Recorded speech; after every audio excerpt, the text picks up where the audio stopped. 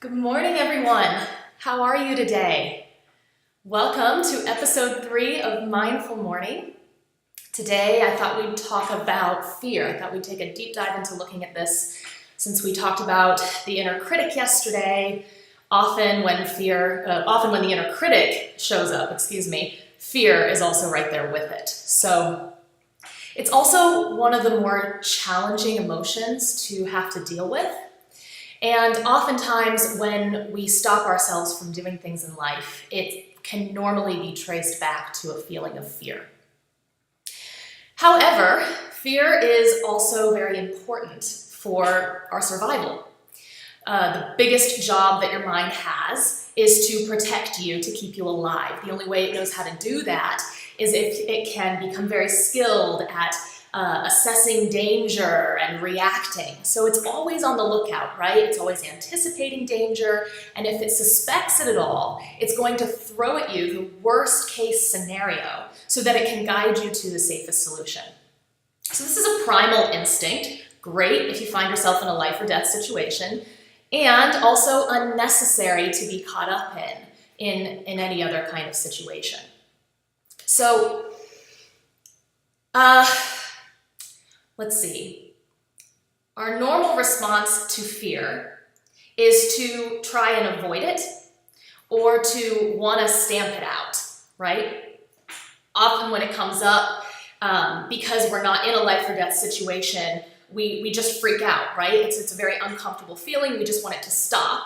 And so we literally stop. You know, we stop putting ourselves in fearful situations. And if we can't do that, then we try and force it to go away.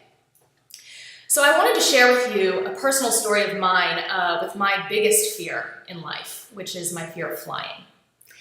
My mind hates flying. It's absolutely terrifying to me. It doesn't find it relaxing, doesn't like to be up in the clouds and looking out the window. It doesn't find that heavenly. The idea of getting on a plane for me is just sheer panic. Okay? And the problem is that I actually have to travel a lot, and often very far. So you can imagine that this is a very uncomfortable situation for me to be in. So, I grew up with a psychologist for a dad. I've been studying the mind and emotion and how this all works my entire life. So I knew intellectually that whatever emotion I was unwilling to have, I would have it. But this fear was like on another level, okay? I didn't want it. I didn't want to be willing, and I just dug my heels in and decided that I would make this thing go away.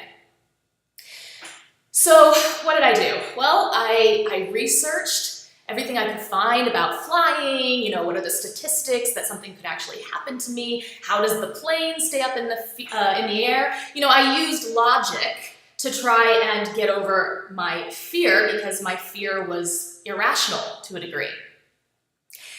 And then I would get on the plane and remind myself of these things, and the fear just wouldn't stop.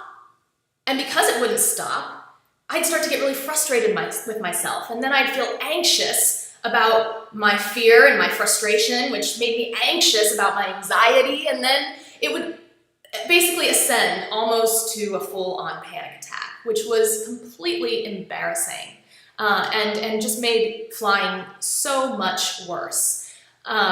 Basically, by trying to get rid of it, I amplified the emotion. It wasn't just fear anymore. Now it was fear, anxiety, frustration, anger, and the list goes on and on. So, okay, that didn't work, but my mind thought it was super clever. It's always looking for a solution because that's what minds do, right? So it decided that if I jumped out of a plane, surely that would cure my fear of flying, right? That makes sense, logically. If you can jump out of a plane from thousands of feet in the air, then why would you ever have a fear? So when I was in Australia with my boyfriend at the time, we decided we'd go skydiving in the outback. What blew me away was, I felt absolutely terrified, but it was a different kind of fear, right? it was thrilling.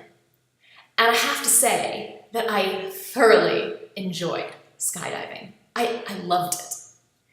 So that was like, I landed after I jumped out of that plane and I was like, I am on top of the world. I have freaking conquered this fear. Ain't nothing gonna stop me, right? I was so excited. And I was excited to get back on the plane. And then I got on the plane took off, and guess what showed up? Fear. This was probably one of the worst experiences I had with fear because I was so angry. I was so shocked. I was so confused. I mean, if you can jump out of a plane and that doesn't solve it, I don't know. Maybe my dad was right. Maybe getting into a war with fear is just not a good solution.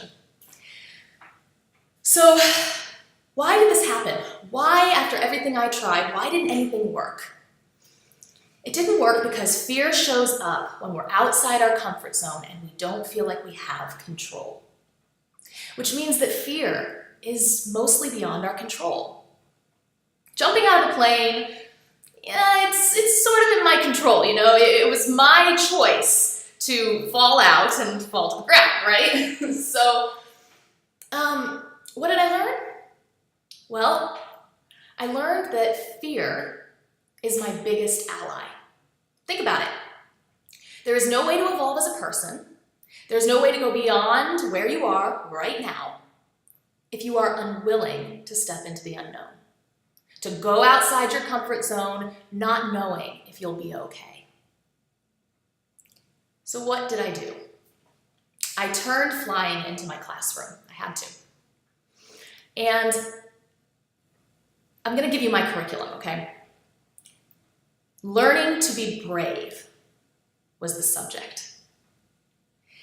Step 1 of the curriculum was willingness. To be willing to feel afraid means that when I would get on the plane, I would acknowledge my fear. And I would sit in my fear. I would literally, in my body, the physical sensation of fear. I would sit with it, I would breathe, and I would allow myself to just notice the physical sensation of fear as it moved through me. Now, the second step is your mind's going to try and pull you up into the story of what all that means, right? It's going to throw you all these images. It's going to come up with all these scenarios. That's absolutely normal. So the next thing is to go, mind, I get it. I absolutely get where you're coming from. And to tell your mind, these are stories and they are not real. What is real, what is happening now is this feeling of fear. And to just draw your mind back into your body. Now, your mind's going to keep trying to pull you back. It's going to keep trying to pull you back into the story, right? So what I like to do is sometimes I'll think of myself when I was like a 4-year-old kid, or sometimes I'll imagine a friend of mine, one of their kids who I'm really close with. It helps me be more compassionate and patient and kind with myself because I'm relating to myself the way I would relate to anybody that I love who was feeling terrified. Now this is not, this is not tolerating it. It's not grinning and bearing it. It's not trying to get rid of the feeling of fear.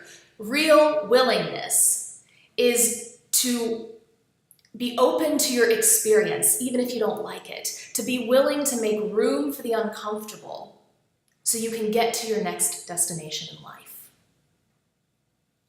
Okay. I hope you guys got something out of this and that you take away that literal curriculum. I will put it up in the members area of Mindful Morning. If you are not subscribed, you can follow the link to become a member. All it is an email address. It's absolutely free. You'll get all the bonus worksheets and materials that go along with each episode so you can apply this to your own life. And if you're enjoying Mindful Morning, then please let me know, okay? Give me some comments, some feedback, leave a review wherever you're seeing this or hearing this. It really helps me figure out what kind of topics you want me to go deeper on as well. All right, I'll see you all on Monday. Have a good weekend.